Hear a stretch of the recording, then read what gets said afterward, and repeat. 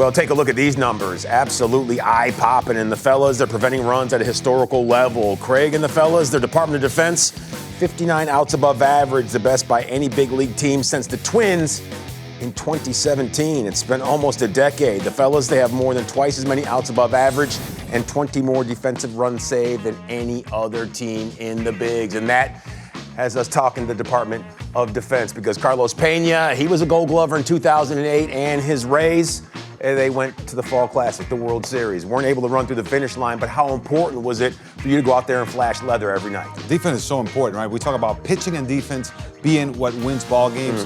Right now, we've seen the Cubs have a tough time there at the beginning of the year with the pitching and a lot of injuries. They've been able to weather that storm. But you know what's been constant has been the glove, right? Even hitting has gone into slumps, but the defense has never faltered. Yeah, attitude and effort. How important will that be for Craig Counsell and the fellas on their quest for a commissioner's trophy? Making sure that defense is airtight, Logan. Yeah, that really just keeps everything clean. You don't give away runs. You don't give away base runners. So taking care of the baseball is extremely important. Gives yourself a chance to be in every single ball game, and then you allow everything else to convert, right? The bats are being swung at a nice clip right now. You will get some W's as long as you take care of the baseballs, and that's one of the things that the Cubs have been done exceptionally well this season. Okay, since we are digging into the Department of Defense, I want you to play the role of Minister of Defense as our resident Gold Glover. I want you to spin around the diamond, and we're going to start in the big field. You see PCA absolutely lighting lamps, outs above average leaders. He's out in front of J.J. Weatherholt, who will probably bring home National League Rookie of the Year. But Pete, if he doesn't win a platinum glove, Carlos, something's off, right? Yeah, no, seriously. We're talking about awards, right? We can go into that topic. I'm extremely passionate about this. But you remember when he first got to the big leagues, out in Colorado, I said, this man is the best outfielder in all of baseball. And everyone was like, you're crazy. He just got there. Well, now he's proving me right, Cole.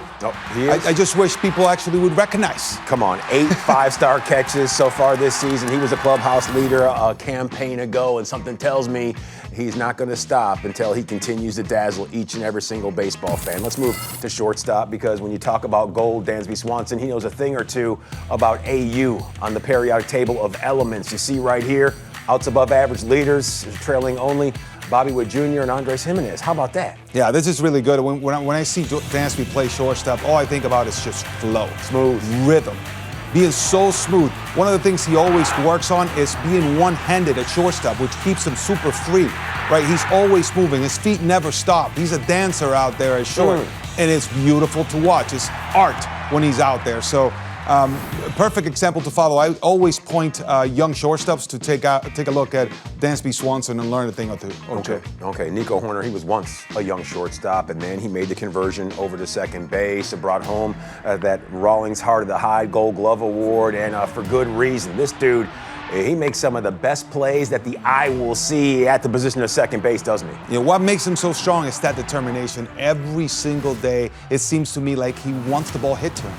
Every single time. It's like, give it to me. And when the ball's not hit to him, it's almost like he's disappointed.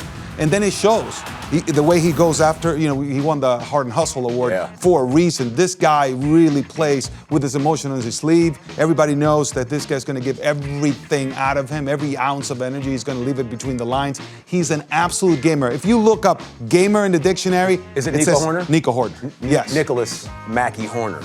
Officially, that's what the birth certificate says. We'll see if he wins another Gold Glove this season, because Weatherholt, he's been getting after it for those St. Louis Cardinals. All right, let's go to the hot corner. Alex Bregman, once upon a time, he brought home the Gold Glove as well. And Carlos, when he's not swinging the bat like he was an evening ago, he's always flashing leather down there, isn't he? You know what I love about him is the fact that he would tell you that he's an overachiever because of his size. He went to LSU, and they were like, okay, he's not a big guy, and he still killed it. So I think he has that chip on his shoulder every single time he goes out there and plays. So at third base, he takes extreme pride in what he does with the glove. Even when he wasn't swinging, you heard Craig talk about, hey, this guy just shows up and is even keel at all times, and he is him. Doesn't matter how things are going, he's still going to show up and be a true professional. That grit shows through. At the end of the day, that's why he gets a result that he gets. And he's an absolute winner because he's so consistent with his commitment to this ball club and to his craft. Yeah, the depth of talent at third base for Craig Counsell, it seems to be limitless. Pedro Ramirez, he has a minor league Gold Glove, and then Matt Shaw, when he's healthy, he was a finalist at third base just a season ago. Let's go to the opposite side of the diamond and Michael Busch. We've seen the maturation and evolution process of number 29, and when the finalists are named for the 2026 Gold Glove Award at first base, if his name isn't one of the three, then someone messed up. Yeah, you know, HWPO, have you heard of that? Hard work pays off. Oh, let's go. I like that acronym. This guy, every single time you get to the ballpark, he's there, early work, taking ground balls. Yeah. Right? That's not his natural position, and yet he's playing it at a great level, right? Well, he's put in the work. And can I say, as a first baseman, usually, in the past, at least in the past, first base has been taken for granted, right? You can't just put a tomato can at first Come on. base. It makes a huge difference for everyone in the infield to know you have someone out there that can pick it. It gives you all the confidence in the world to just grab the ball, get rid of it, and throw it because you know that Michael Busch is going to scoop it up. Somehow, some way, he's going to finish the play. No doubt about it. And as many Gold Glove defenders as there are on the Chicago Cubs team, you can't overlook what that dude right there, Ian Happ, has been able to do. 4 straight Gold Gloves. He and Stephen Kwan, the longest active streaks in Major League Baseball right now, and the 5th. He's going to get that one. You see all the plays that he makes, the outfield assists, just the smart baseball play, being able to turn doubles into doubles, just that. No one advancing. This dude, he does it every day. Yeah, we're talking about the quiet storm, right? That Yes, nickname sir. that you gave him. I love it because it pretty much encapsulates everything that he's all about. Very understated, right? He's not going to be loud out there.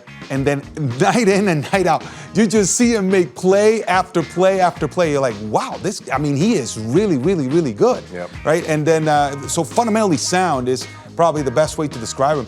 But that consistency of doing it every single day, next thing you know, those numbers pile up, and you think about how many runs he saves. They're a ton. That's what you want to see, because even when the bat isn't going right for Ian Happ, that glove, it always travels, and it certainly puts fingerprints on a ball game. Now, another guy who's really starting to come into his own defensively, it's Seiya Suzuki in right field. In years past, you would say, oh, Seiya, maybe we can put him at DH. He's not extremely fond of DHing, but right now, he's a surefire right fielder, isn't he, Lois? Again, hard work pays off. This man that goes out there and works at his defense, I think he took it too hard. And I actually heard him when he heard the criticism of saying that perhaps he was not a plus defender. He's like, what? Are you kidding me? And he's gone out there and really worked at it. We've seen him make great plays, even this series, taking doubles away. Balls that would have been any other right fielder that's, average, that was going to be a double and a couple runs would have scored. Instead, Suzuki comes through it and catches it and saves runs. And then he goes out there and goes placata, of course. But the defense preceded the home run, if you think about it. If we go back to that, a couple games ago, when he made that catch in the gap. It's night in and night out. You see the results of your hard work. It's great. Absolutely. Each and every single one of these dudes, they're throwing their hat in the ring for Gold Glove consideration. And we didn't even mention Carson Kelly and Miguel Amaya back there behind the plate. Those they got dudes, that on the lockdown. They get after it. That's another segment each and of itself. You see 59 outs above average, most in the bigs. The second team, the Diamondback, 29, so they're more than doubling them up right now.